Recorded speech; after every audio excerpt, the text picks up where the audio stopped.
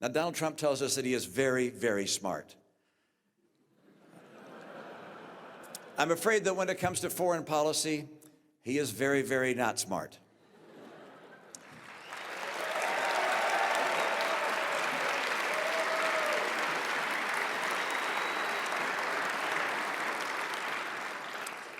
Now, I'm far from the first to conclude that Donald Trump lacks the temperament to be president.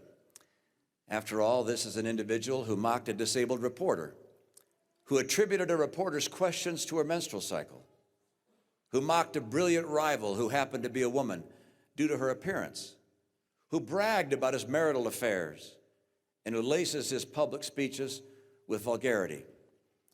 Donald Trump says he admires Vladimir Putin. At the same time, he's called George W. Bush a liar. That is a twisted example of evil trumping good.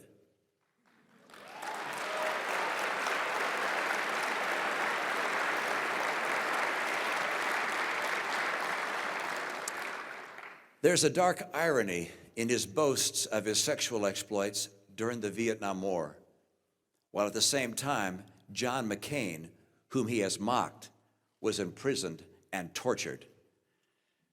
Dishonesty is Donald Trump's hallmark. He claimed that he had spoken clearly and boldly against going into Iraq. Wrong. He spoke in favor of invading Iraq. He said he saw thousands of Muslims in New Jersey celebrating 9/11. Wrong.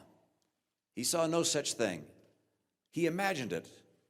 He's not of the temperament of the kind of stable, thoughtful person we need as leader. His imagination must not be married to real power.